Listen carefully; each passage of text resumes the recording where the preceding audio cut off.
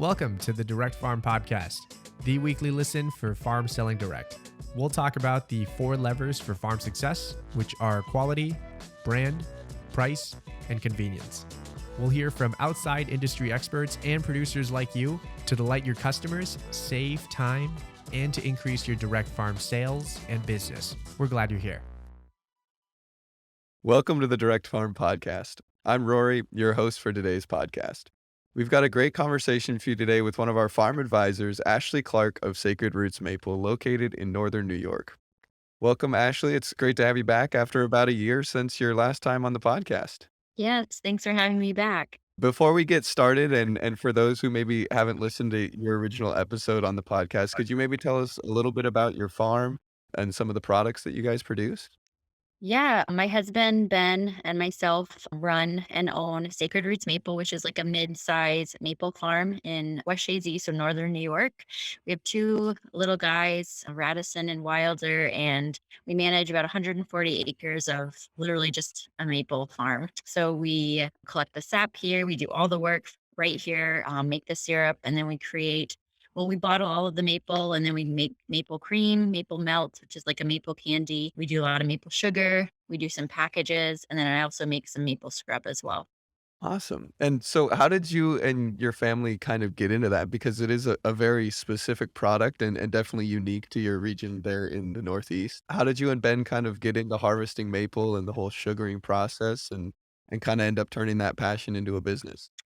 Yeah. Well, myself, I did not grow up doing any type of farming at all. Nothing like that. I think I actually use Aunt Jemima maple syrup. Ben, however, did work with the maple farmer that we bought the farm from since he was like 14. So he really learned the ropes, knows all of the trees, and it just became the opportunity for us to purchase a home in the farm. And we did that back in 2016 and just haven't looked back. It's been a great opportunity for us to jump into that type of lifestyle, and it just really fits for us. That's great. And you guys do a really good job of kind of telling the story of that lifestyle, I think both on your website and with your social media. I think the written content on your guys' website is awesome at telling customers how you got there and the way that you guys care for your land and your trees. What is kind of the goal for that written content when you were laying that out on your website? And what is kind of your process for putting that together? I think it started with just me thinking about what I enjoy learning from other farmers. Like when I'm trying to buy local or just support a small farm, small business, I like to read their story and just kind of know, oh, okay, I'm not just like picking up a random product. I'm actually supporting this family or this person. Here's their story. And so I just kind of feel connected that way when I do make purchases. And I kind of feel like other people are in a similar place. And so sharing our story, maybe not going in like every detail because I think it's important to keep like, your personal life personal, but to still be able to, showcase people who you are, where they're buying from so that they have that connection. Yeah, and that's really cool because you guys can be almost like extra transparent because you guys do every single part of the process. How does being able to tell that entire story, does that make your job as a marketer, I guess, with your farm easy? And does that kind of help communicate that quality of your products? Yeah, it does. I know that in the maple industry, you're always given the opportunity. You could buy syrup from other people if you wanted to. You could take their stuff and bottle it. And we're just really big believers that we want to just make the product that we can from our land. And that's what we do. And so everything from start to finish is with us. And even just actually, I think it was a couple months ago, we sold out of our syrup. And yes, we could have bought syrup from someone else, but I just I just can't get behind that idea. I don't think it's a bad thing. It just doesn't really align for me and for Ben. We're really thankful that we're able to bring that to completion, starting here and ending it here. And maybe for some listeners who might not be familiar with that entire process, could you maybe break down the steps of the maple syrup process? Yeah. So right now, actually, we're kind of in the midst of doing a lot of woods work and prepping for the season. For those of you that aren't familiar with maple, it's usually late February that we will start, actually seeing the sap flowing. But for us, we use updated equipment, but we still use a wood fired evaporator. So we're kind of a blend of like that old and new technology that we have for it. And so, throughout the season, we're collecting the sap. We then are able to have a lot of it brought to the sugar house through the lines or we actually collect it in different locations. We have an RO system, which is reverse osmosis, and we have large tanks where we're able to store it. And then from there, it's going to be transferred to the big evaporator that we have, which again is wood fired. Like I said, we manage 140 acres of woods. So it makes sense for us to just be able to cut and split our own wood so that we don't have to pay the extra cost of using oil or something else. And then from there, that's how it's boiled. We then use our equipment to can and to make all of our own product. It's all done right here from start to finish. That's really cool, and I would definitely encourage people to go over to your social media, your Instagram, and check out some of the pictures and videos of that because it's a cool process to Hmm. see, and definitely looks like it gets cold up there in the Northeast, but yeah, it's really cool to see that whole process on your Instagram. Something you touched on last time that you were here was kind of and we were talking about the storytelling and how you do that, but you mentioned, like, how you want people to, when they reach for your bottle, to kind of think of your story and talk to people about, "Oh, I get this maple syrup from this family." Maybe they don't even live in New York. They're like, I'm in California. I get this Hmm. maple syrup from this family out in New York." And I think that really is like the heart of branding and storytelling in general is get so good at telling your story that other people want to tell it for you. How does that kind of help you to build loyalty and trust with your audience? Yeah, I think that's a really good question. It's important to remember that, yes, I think within the world of social media, especially, we're always trying to like get new followers or have, new customers. But I think we have to come back to the fact that like, the customers that have been with us for the longest time are the ones that we really are, passionate about. And those are the ones that have continued to support us throughout the years. I mean, before we went with Barn2Door, we were getting orders through email, through handwritten letters, through texting, just like all sorts of things. So we have a strong connection with people. And so I think it's really important to maintain that throughout, whether that's through your packaging, whether it's through like your marketing materials that you're putting in your boxes, a handwritten note of just like, hey, thanks for supporting us. I think all of that ties in together. And I think too, something that you do really well is kind of balancing some of those different elements, like with kind of teaching people about how the process of making maple syrup or kind of fun things of your family at the farm or giving them kind of family updates. Is there one that you maybe prioritize above the rest that you try and kind of make like your staple of things that you share? Or how do you balance all those kind of different angles? I think people are pretty familiar with maple syrup. So I think for me, I try to approach it in an educational way of like, we don't use any other sweetener. We do use honey, but no other sugars in the home except for maple syrup. So that's the sugar, the cream, the actual syrup. And so educating people like, hey, it doesn't just have to go on a pancake, it can be incorporated in all sorts of different dishes in the kitchen. And then also the nutritional value as well, because I think that's really important for people. And then to be able to show that, like, hey, we're not just saying it, but here, look what we had for dinner, or look how you can use X, Y, and Z. So I would say that's how I balance it best. Yeah, that's awesome. I definitely I was learning all kinds of new ways you can use maple and maple syrup just going through your Instagram. How do you go about managing your social media? Social media can be a bit of a full-time job, really. So what is your approach to managing your social media and your strategy for getting all those together without getting too much time sucked into social media? I think we're in a unique position because my husband and we work really well together. And so he is not the social media person. Like that's key number one. Just don't give him that opportunity. So, he's doing a lot of like the work that maybe I can't do. Like I said, we have two babies. And so I'm home with them and I am able to get like childcare to go out and do stuff in the woods. But for the most part, I'm the one managing the marketing and the social media. So obviously not everyone's going to be in that situation, but that's what's worked for us. And so for me, I try to set like a timeline. I think it was last year I kind of set up that I would do 3 posts a week, a Monday, Wednesday, Friday type post, and setting like kind of a rhythm of, okay, Mondays I might do, hey, this is us on the farm. Wednesdays I might do like a recipe or something. So kind of setting an agenda just to have something to follow and fall back onto. Because yeah, like in the midst of life, things come up. You're not always wanting to be creative. It's good to just be able to go back to the plan and say, oh, yeah, I'm going to post about this today and just making a presence as best you can. You guys have kinda developed a pretty strong following on your social medias. I think you have a few thousand on Instagram. Would do you have any kind of tips or advice for farmers who might be trying to grow that following?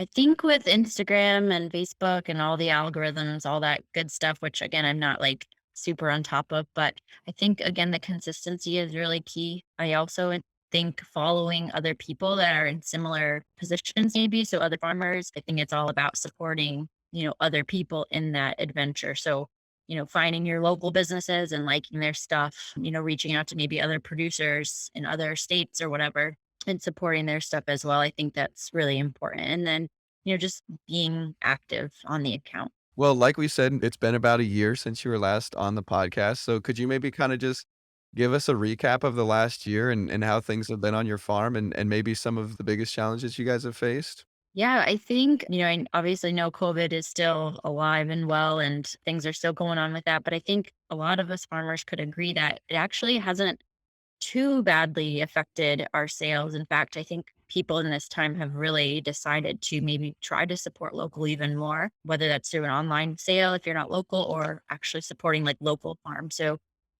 that's been really good for us. I think one of the negative was that, with all of this in the past year, we haven't really been able to open up our farm for tours and like an open house that we try to participate in each year. So that was one thing we haven't been able to really connect and engage with the community as much as we typically like to do. But this year we're really pumped because it is happening in March, April, where people are going to be able to come out and hopefully have sleigh rides and just maple samples and just kind of see people again, feel a little bit more human, which will be really, really great. We have been toying around with new packages, but honestly, the biggest thing that happened this year is that we had a new baby. And so that keeps us pretty busy. Yeah, definitely. That's a very significant event, Yeah. tends to put back burner for a while.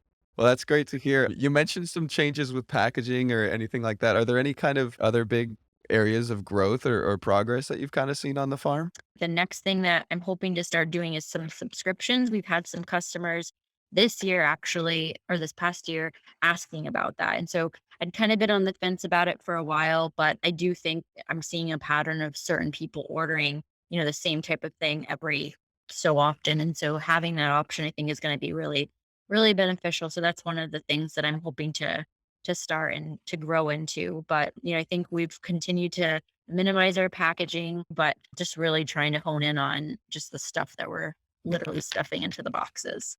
That's great. Well, and that kind of leads into the next thing I wanted to talk to you about, but is shipping because I think you guys have a pretty specific product that ships very well as long as it doesn't break. Yeah. But how have you guys kind of been able to utilize shipping to reach more customers and increase your sales? I think with our shipping, we've been able to just kind of grow in our understanding of the options that we have. So obviously we are able to ship through our Barn2Door account. We also have our own Shippo account. And so just kind of getting the ability to ship at a certain cost has been helpful for us to be able to, give our customer what they want for a decent price of shipping. The one downside with maple is that it's really heavy. So yeah, shipping isn't exactly cheap, but we're keeping it as cheap as possible, finding the best types of boxes to use, packaging, all of that. So that's been really good with just having some discounted shipping costs and being able to get things out the door quickly. That's been a huge thing for us. That's great, and I think something else that's really cool about and specifically kinda with the packaging there, is that a lot of buyers, if they're buying from a farmer, the thing that a lot of times they're seeking out is that personal interaction. That's part of why farmers markets are still such a good Mm. go-to-market practice for farms, because people wanna be able to meet their farmer face to face and kinda have their food handed. But obviously with shipping, that's not really as much of an option. So how do you still kind of convey that personal relationship when you're shipping products? And you mentioned that you do use eco-friendly packaging and things like that that might convey some of your values. So how do those things kind of almost supplement that in-person relationship? Aside from just those packaging items that we use, we also have little like postcards that we send out that kind of has like a brief story. And then on the back, we specifically asked the person who designed it to keep some little note lines so that we could just write a quick note to the customer, even if it's just like, thanks for your order, enjoy. Or if it's someone we've known for a while, like, hope you're doing well. That's just a way of kind of putting a little bit of a personal touch in the box. Obviously, it's not the same as a farmer's market, but it's something small that we're able to do. Yeah, that's awesome. I think little things like that go a really long way, especially when they're already getting the experience of getting to buy from your farm and they see your family and things like that on social media. But that's a cool kind of way to welcome them when they open up their box as well. I guess kind of shifting over to your store and your online storefront, how does kind of having that online store as opposed to collecting orders with social media and things like that, how has that kind of helped you save a lot of time and just simplify your operations? Oh my gosh, it saved us a ton of time. Before, like I said, we'd get orders like through the most bizarre ways, or we'd have sticky notes all over the house because that's kind of my husband's practice. And, I don't operate that way. And I like having everything like in one spot. So that's just been my favorite part, to have everything right in one spot. It just makes things so much easier. Even people that may not be the best online. Like, they've been able to figure out how to order something. And if they can't, we are happy to help them and walk them through it. So yeah, that's been amazing. That's good to hear. The sticky notes definitely it works for a little bit, but Right? it can get a little hectic. Yeah. Sometimes writing stuff down is really great.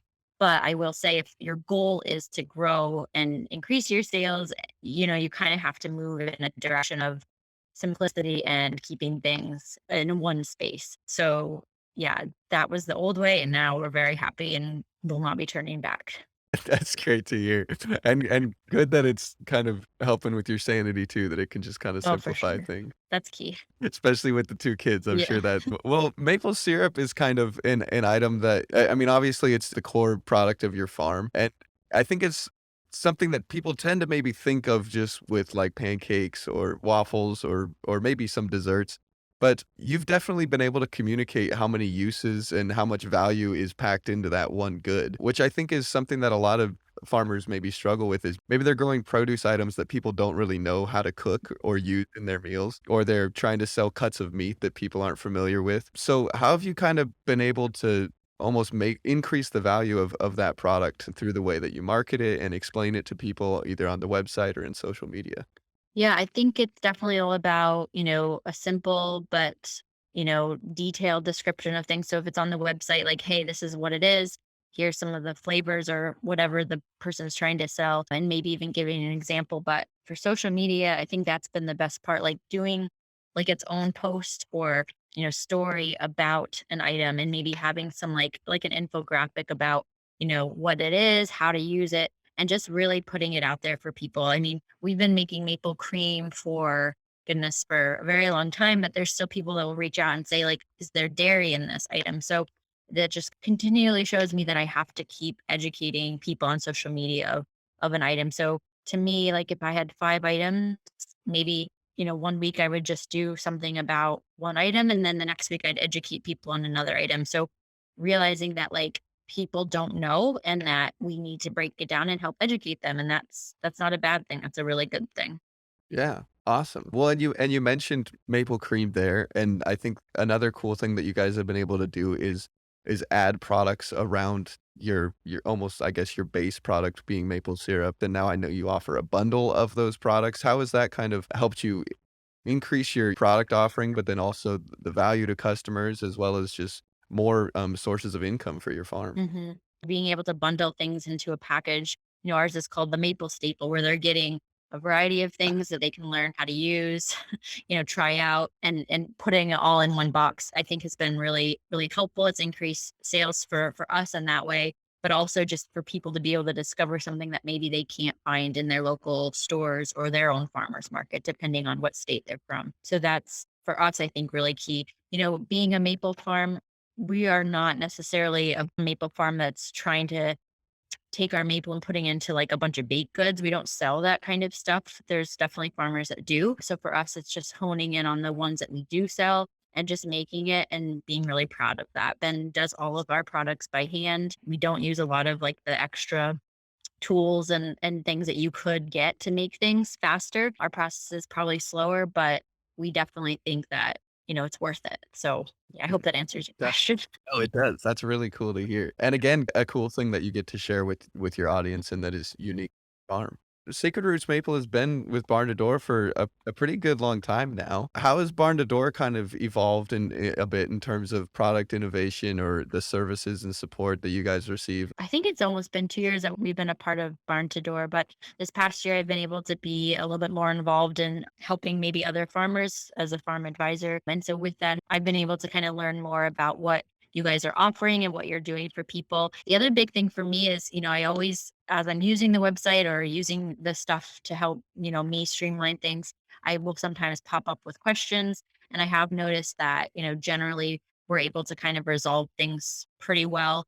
And if it's not able to be resolved, it's put on like a list of things to look towards doing. So, that's been always present, but I feel like for this past year, that's been really helpful as we've seen ourselves maybe sell more. And maybe for other maple producers out there or people with just a similar business model, what are some of the aspects of the platform that you kind of see yourself leaning on the most or finding most useful for your farm? I mean, definitely the part where I'm managing the page, the store, so updating inventory. I also do like using the automatic like emails that will go out, so I can use just a quick message. Currently, everything is on pause because, like I said, we're sold out of maple syrup. But we usually every 2 or 3 weeks send out a like, "Hey, are you out of syrup? Do you need something?" And it links to all of the stuff that we have. So that's really big. And then definitely the inventory piece, that's been really helpful too. And using it for shipping as much as we can. Well, I guess just to wrap up, looking ahead to next year, what are some of the goals for Sacred Roots Maple? What are the things you kind of have planned on the horizon for 2022?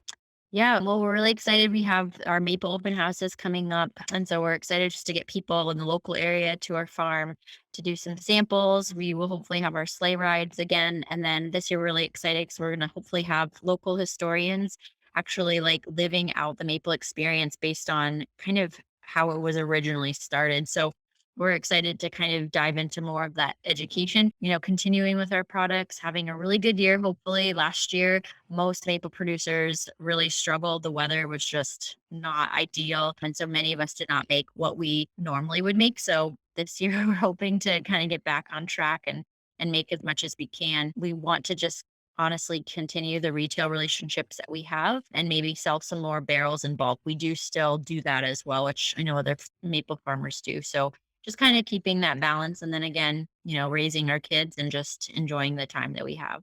That's great. Also sounds like some really cool on-farm events planned ahead and great to hear the plans you guys have for the next year. That's all the questions that I had for you. Thanks so much for doing this, Ashley.